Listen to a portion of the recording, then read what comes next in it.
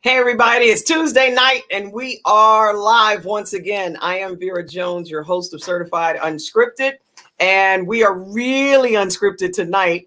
First and foremost, thank you to everybody out there that always tunes in. We have some loyal fans. We get some great comments, get some even better questions, and we'll try to tackle as many as possible as soon as our Certified Unscripted staff shows up.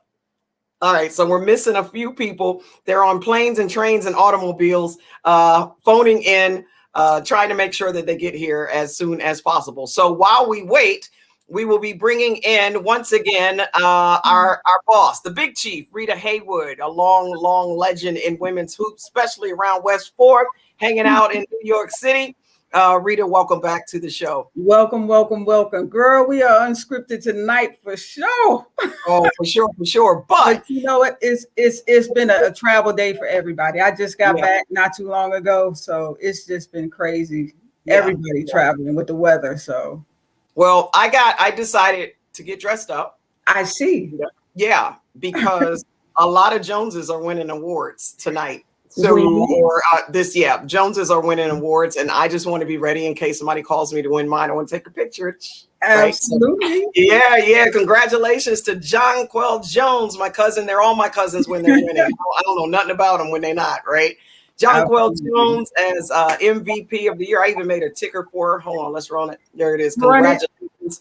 Yep, of Connecticut Sun. So we're going to talk about that a little bit, how deserving that was. In fact, 48 out of the 49 possible votes for first place. I think Brittany Grier was the only other first place vote that even took place. So almost unanimously, Jonquel Jones pulled that. She has had quite a season, pretty amazing all the way around. Also, congratulations to Brianna Jones. Like I said, the Joneses are winning the awards of most improved player. Kurt Miller, coach of the year. Coach of the year. Mm-hmm. What an amazing journey for him, how far he's come. Now, I go all the way back to when Kurt Miller, I'm a former assistant coach at Indiana University before Kurt Miller got there. Right. And I remember Kurt Miller many, we go way back to even when he was an assistant coach at Syracuse. Like how to teach.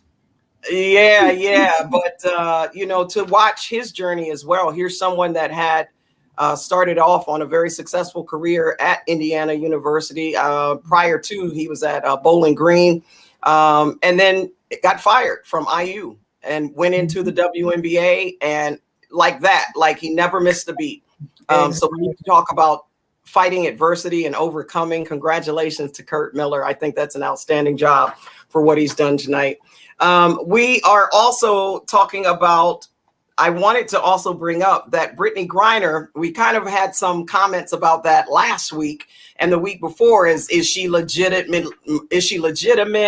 But believe it or not, she had 23 second place votes. So the next person behind Jonquel Jones was Brittany Grier. So she may be on the up and coming and may be producing a lot more than people are giving her credit for. I know she had a great game this last game.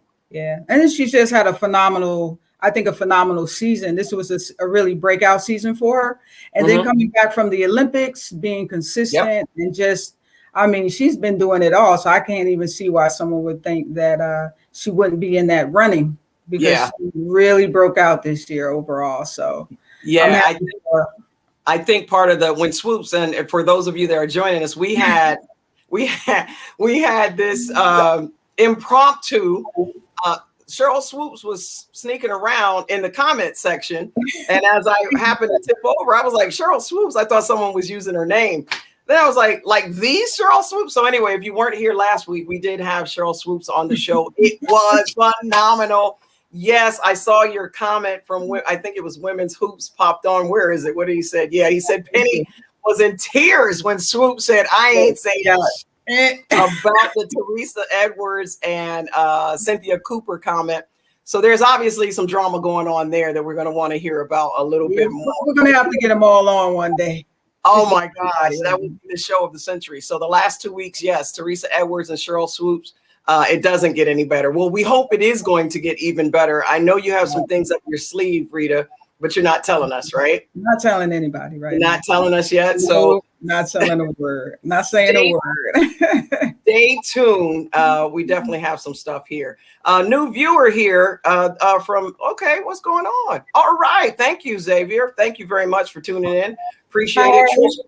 Trisha's shouting you out, Rita. Hey, Trish. What's good, girl? All right. So good evening, Daryl. I'm giving everybody a shout out. A lot of times we don't get to shout out because we usually have the GM. Penny Toler is busy. We keep her busy because she is our expert panelist.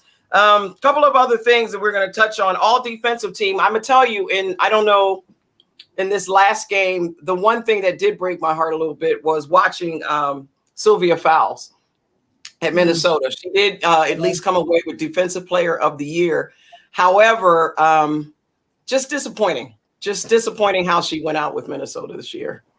Yeah, it was a tough game for her. And I think that, Chicago just gave it to them in terms of overall getting them out of sync.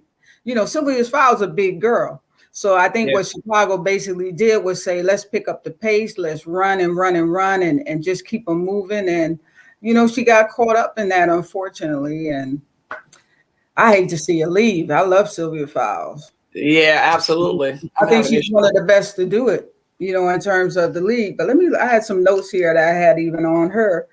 But, the big question that also comes is that would have been a great series if you think about it.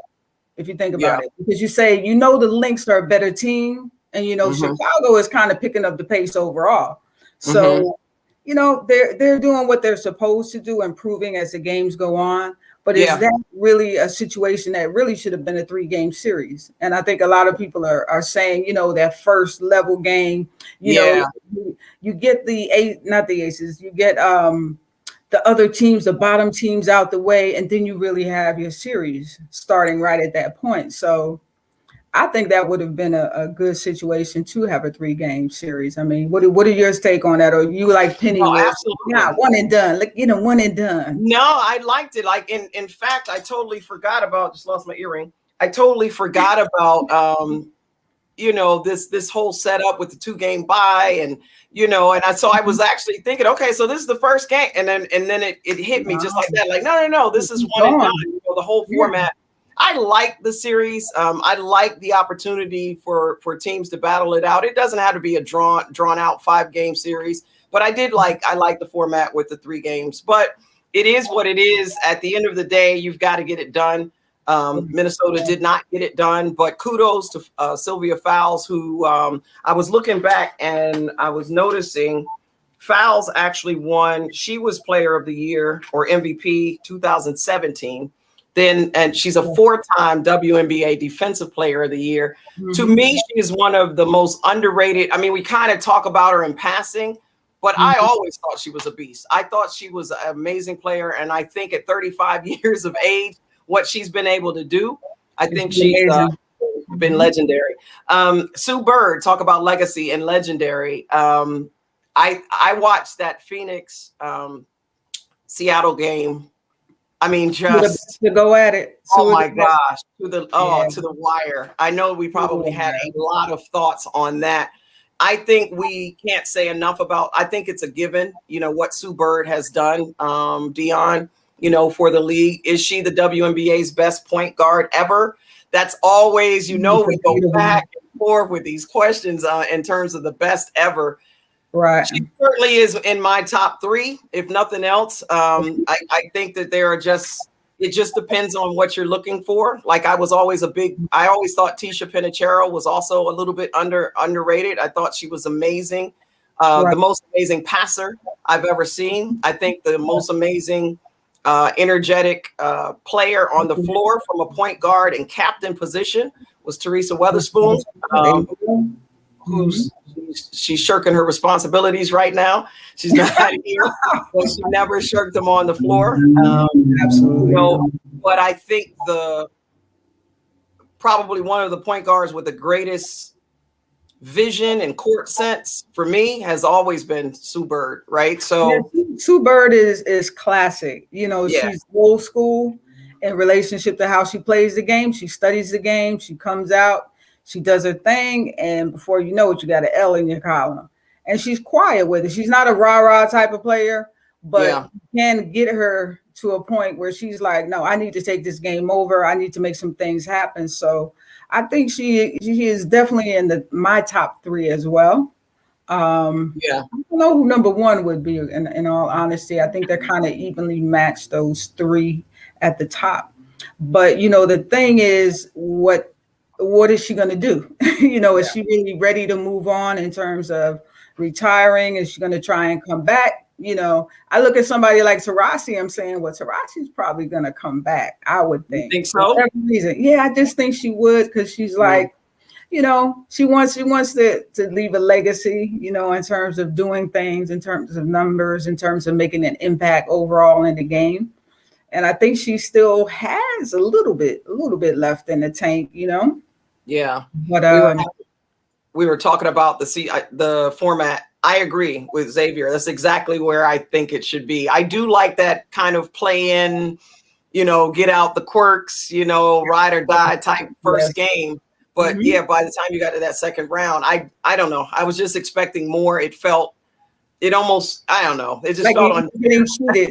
You're getting cheated. You want more excitement. And both series would have been a great series for a 3-game series. And it's a little more time, but it would have been phenomenal to see, because I think they would have really battled it out overall. So maybe you didn't listen to us.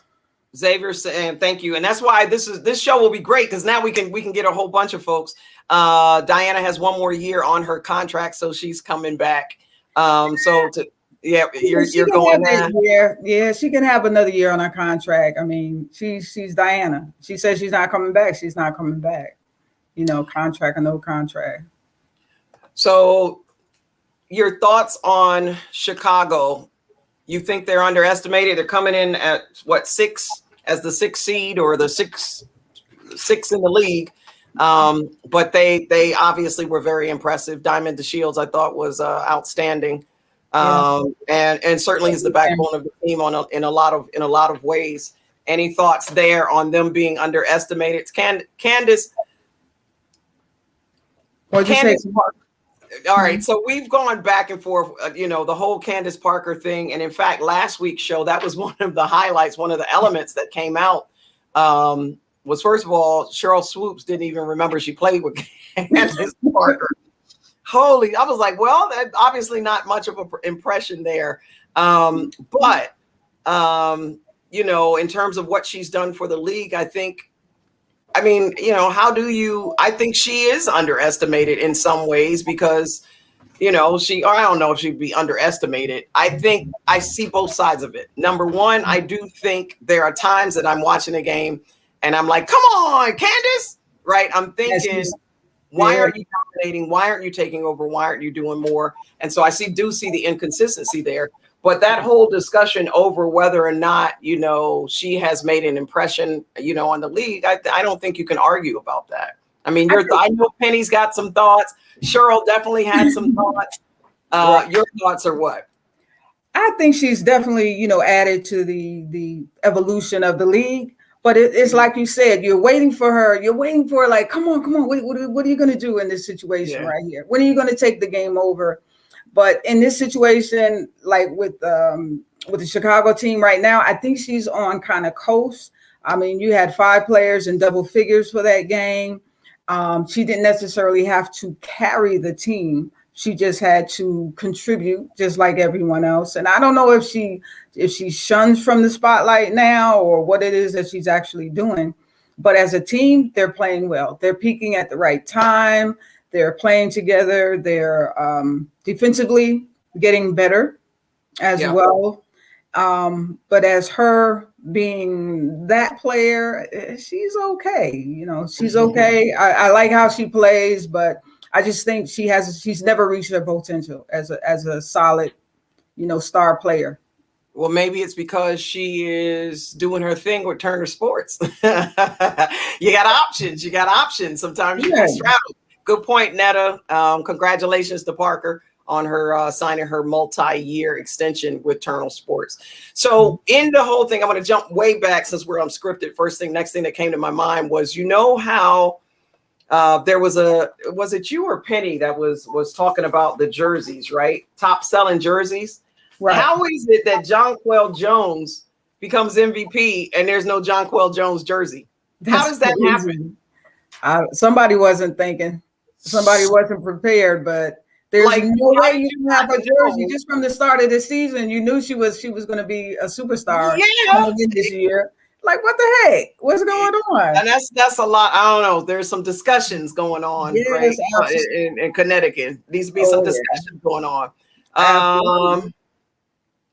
Okay, yeah, we're back on. She's got game. I had a question in here. Wait a minute, where was it? I saw it. Somebody threw me a bone. All right, here it is.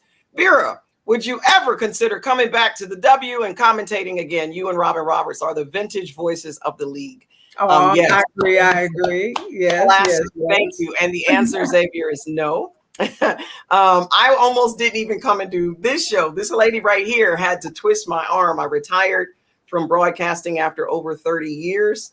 But when I found out that we were going to have Penny Toler, Ruthie Bolton, and Teaspoon all in one place to do a show like this, it blew my mind. And I was like, well, all right, I guess I can kind of hop on every once in a while and host the show. But yeah, I've got a life going in a lot of different directions and a lot of big projects going on in other places. And truthfully, after 2020, I retired in 2020 from the Big Ten Network. So I spent a lot of time in college hoops. Full transparency, I got kind of lazy. I don't know if you've ever done something and you're like, I don't really feel like, because that's kind of work. So I think we need to put six figures out in front of you. You might change. Yeah, that could help. Right. Yeah. Or seven. So who's counting? 6, 7. I'm trying. But now, the cool thing is like when I first ended, I was just tired. And now watching the W again, getting back into it again as a spectator, like really enjoying the game. It's different sometimes when you're doing something that's starting to feel like work as you start getting older. There's a lot more to that. But no, I think that there's some great young talent out there. I'm glad that I could be part of the Pass the Baton. And I hope that I can maybe carve out a niche in some other places and still have some time to pass the baton. Thanks for asking. But you know what? We're really the OGs of this game in terms of every aspect of it, from the history of it to the media side of it, to really understanding how far we've come. Yeah. As former women ball players, as well as coaches, moderators, everything else in between. So. Sure. You can call us OGs if you want. We don't mind. We definitely don't. But I'm hoping that Vera be around for quite some time with Certified Unscripted once we get some other things in place. Hopefully, I can surprise her with some things. But I'm waiting for the surprise you keep talking about. I mean, you like dangling that carrot. I don't even like carrots. Man, I just gotta hold it right now. You're dangling it though. Talk about Skylar Diggins-Smith already throwing shade at the Aces, saying their home hotel, Mandalay Bay, put them in dirty rooms and said they had no more clean ones available after an 8-hour flight.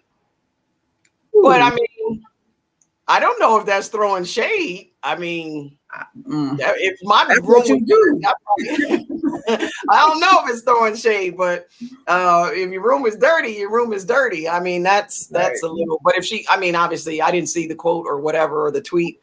You can't blame the organization for the hotel not having their stuff together. Hotel might have done it on purpose. I don't know. Right? They might have been like that 13th player. Let's say, well, let me help out. Yeah. Let me put them in a bad situation. But okay, here we go. Rita, I think you should do a show where y'all talk about women in sports off or after the court careers. Ooh, I like it. Okay. I like it. You know what? When we had that here too, we're kind of doing that. We're kind of doing that with this show a little bit. After the hoop, after the shows. Yeah. When we had on Gail Marquis, we probably should have gone even deeper into what she's done on Wall Street, right? Oh yeah, she's big time. Yeah, she's big time. But we do. I like it. Not lazy. What else we got? Some legends you should all have soon. All right, so throw this out there. Here it comes again. Some legends we should have soon. Tina Hutchinson, Katrina McClain, Janice Lawrence Braxton. Now, are you in touch with any, you know some of these people, but are you in touch? That's the hard part, is hunting them down. Talk about that. How hard is it to hunt people down and to get them to say, yeah, I'm coming? You know what? I have a lot of people in my phone. See, this is my little phone right here, right? Have a lot of numbers in there. I've spoken to Satu. I've spoken to Courtney Williams. I've spoken to Lynette Woodard's people. I've spoken to so many people who are busy, just like all of us are busy with our families, with our work, whatever the situation is. But we've reached out to a number of people that we would love to have on this show, because we know you want them on the show. So someone like Cheryl Miller, she is very difficult to get in touch with. I don't have her number in my phone, but Shamiqua Holesclaw, she will actually be on October 12th. So I spoke to her yesterday. Shamiqua Holesclaw, October 12th. Mark your calendars. It's coming up. October 19th, we're going to have October 19th, Tamika Catchings. All right. Now that's my player of the year. I love Tamika Catchings fan. And the other day, wait, that was you. That was you last week when we were like, Catch. I was messing around. I don't know about Catch. Like, everybody's like, are you smoking? You drinking? What are you talking about? I had to put a little ripple in the pond just to kind of keep it interesting. Oh, okay. I wanted the fire to come up, but that's my girl. I talked to her yesterday for about a half an hour, and she's excited about coming on. So we're looking at her for October 19th. Let me tell you a story. A story about. And I'll bring it back up. But one of the reasons, to be honest, that I became a Teresa Catchings fan was she literally, so my son was born hearing impaired, right? And for 1 year, even though I spent about 8 seasons with the New York Liberty, for 1 year, somewhere in that mix, I think it was 2001, maybe, I was with the Indiana Fever. I was their commentator. The Pacers organization, and Catch was there. And I remember I used to drag little Drew. He was only like 3 years old at that time. So I used to drag him in and out of every possible arena that you can imagine, right? Single mom, dragging her along, my kid. And Catch just naturally just took, well, everybody kind of took to him because he was like that little kid running around the gym, and she just took to him. And I remember one day, one of the problems I had was Andrew had just started wearing hearing aids. So he had these big brown hearing aids sticking out. And of course, you're a little kid, you're 3, you're 4 years old. You don't want to be dealing with that, right? And I remember him picking him up in her arms and saying, you listen to me, you wear those hearing aids and you don't let anybody make you feel bad about wearing them. So obviously with her hearing, with her disability, it just touched me. From that day on, she could have been the 12th player on the bench. I was like, that's my player. That's my girl. So I have a very, very personal connection to what she did for my son that day. And he was so, bright-eyed and bushy-tailed, like, oh my gosh, and Catch. And that's all he knew. He knew Spoon when I was with the Liberty, and he knew Catch. Right. So that's my big story there. She is what she does. Amazing. She's amazing. I mean, her give back is wow. What she does off the court and how many lives, especially with young people that she touches, is amazing. So I'm going to very much look forward to that show because I think she's going to have a lot to offer. Make sure you guys are here for that October 19th. Absolutely. October 19th. So, just know that we're reaching out to everyone that you've requested. We know a lot of players personally, and it's just getting them on a schedule where we can get them on the show. But they know you're asking for them. So, I'm with the Hoop Baller on this. And tonight, what we'll do, since we do tip off at 8 o'clock on ESPN 2, Chicago, Connecticut, 10 o'clock, Phoenix and Vegas. Eastern time, of course, I'm talking. But I saw this and I wanted to address it real quick. The confusing TV schedule, it is. I mean, me, I'm old school, so I'm always looking for ESPN2, but I know that there's all these other little networks and, where the game is on. And I don't think there's always the consistency. Lack of accessible merchandise is how do you not, maybe because I'm a Jones, I'm looking for my Jones jersey, right? Yeah, how do you not have the MVP's jersey? I don't get it. But okay, it happened. And yes, I do agree. Hoop ball or scoop. What do you think? I mean, I just don't know who could not see what was coming, and that you have to. I mean, that's just part of your marketing is your merch. You know, put it out there. So many fans. I would buy a Jonquel Jones jersey. You know, so how can you not have one? How can you not have one? You know, most people who are fans and really true basketball fans, you're going to get the jerseys. You're going to put them up. You're going to put them in your little glass. You know, your glass partition, whatever, and keep them forever and ever. Get them signed if you can. But I mean, I think it's just someone really. I don't know why they weren't thinking. You know, it's Connecticut, and they always are, seem to be on top of things. So I just find it very unusual, and maybe they want the demand to outweigh everything that's going on. It's like, send them an email, everybody. What's up with the merch type thing. Well, I gave me reason because I was holding on to see whether or not our experts were showing up tonight. But 8:00. I want to jump off and watch the game. We got to jump off and watch the game. So this actually was, if there were a night for them to not show up, I'm going to forgive them for that. Right. But last question, there was a question here. I can't find it now, but it was about expansion. Rita, you do a lot behind the scenes. You are always, people don't know, even I don't know, like tonight you were talking about you're going to go coach, a game, you're going to DC or whatever. No, you're coming here. Absolutely. But you do a lot. Shout out to the Atlanta Angels. Yeah, you do a lot that people don't even know about. There are leagues, there are semi-professional women's basketball leagues that exist all over the country, and they show up in these little pockets. Right here in my own backyard, I know that once upon a time, because I used to go to the games, we had a team. I didn't realize we still have a what is it? WPBA and ABA. Yeah, I didn't realize we had a team here, even in Jacksonville, Florida. Talk a little bit about league expansion.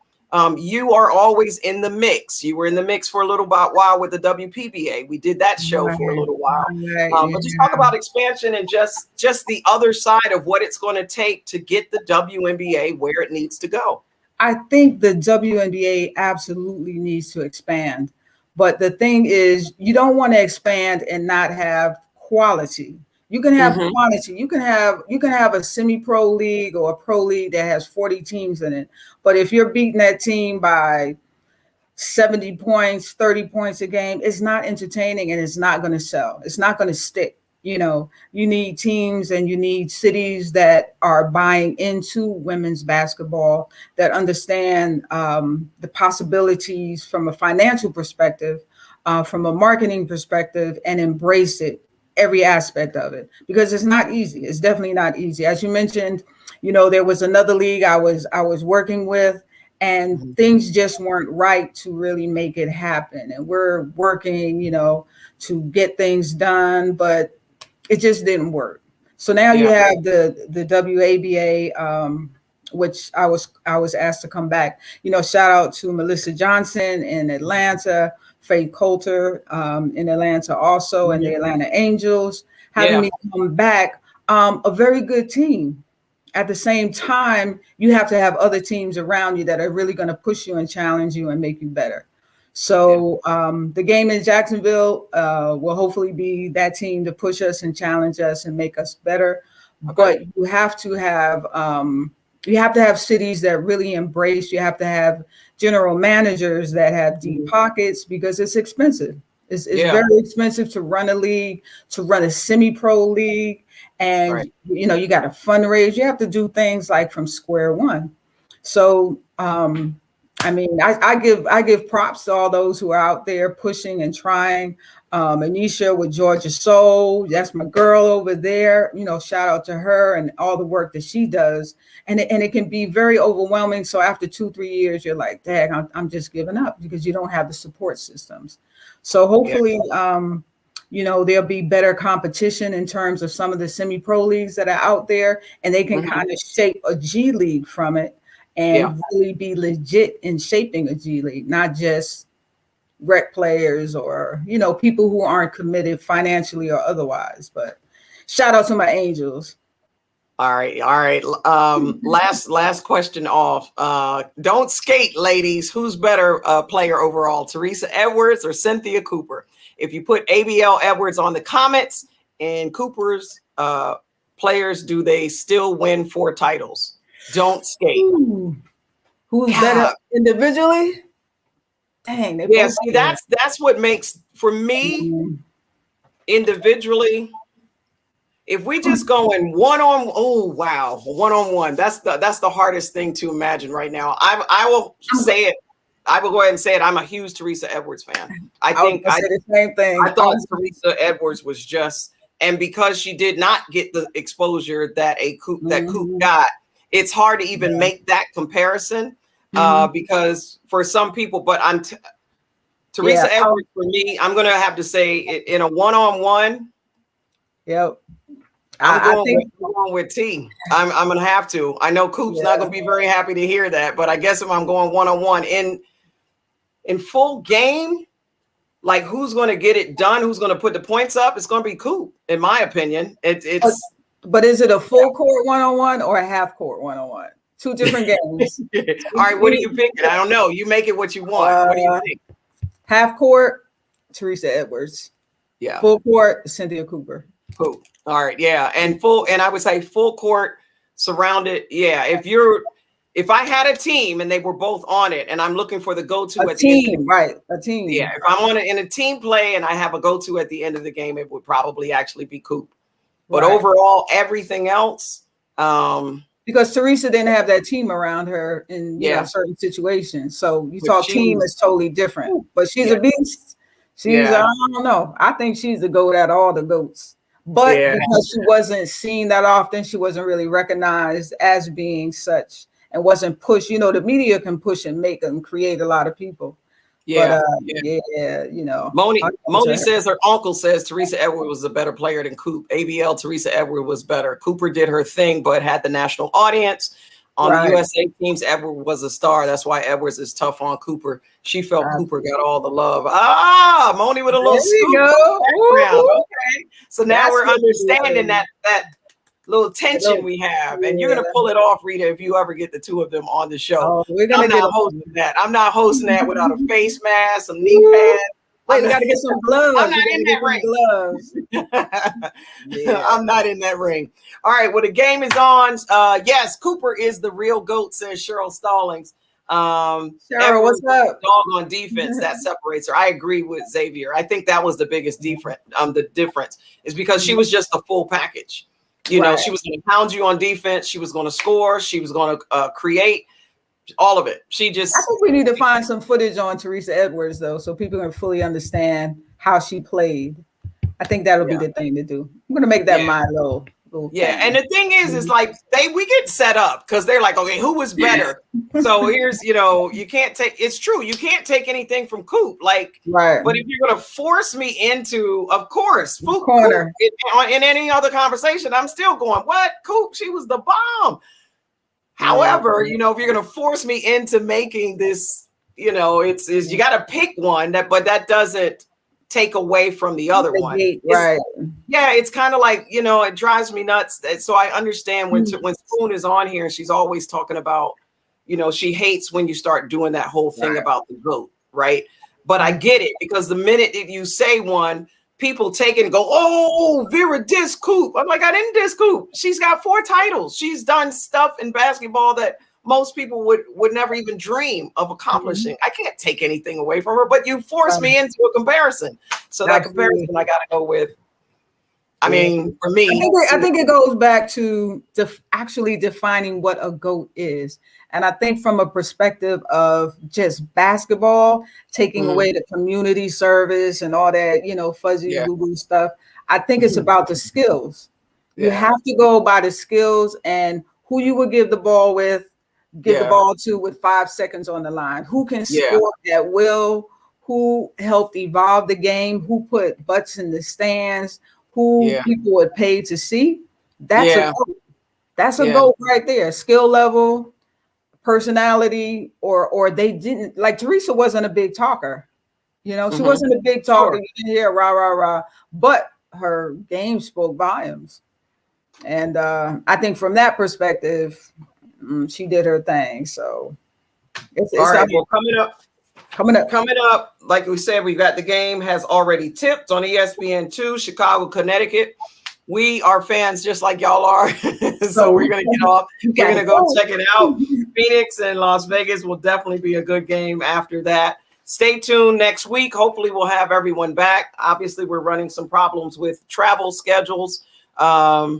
This will be very interesting to see how we figure this out, as Spoon is very much involved with the Pelicans out in New Orleans. So we'll have to see how that schedule works out. I don't know, Rita. We might even have to look into a new day and time. So stay tuned for that. Right now, we're stuck on Tuesdays, but still join in and tell a friend to tell a friend. Yeah, tell a friend to tell a friend. As we always say, even though our crew isn't here, Certified Unscripted is, wait a minute, I got a banner. Ain't no need to say it when I can play it, right? There it is.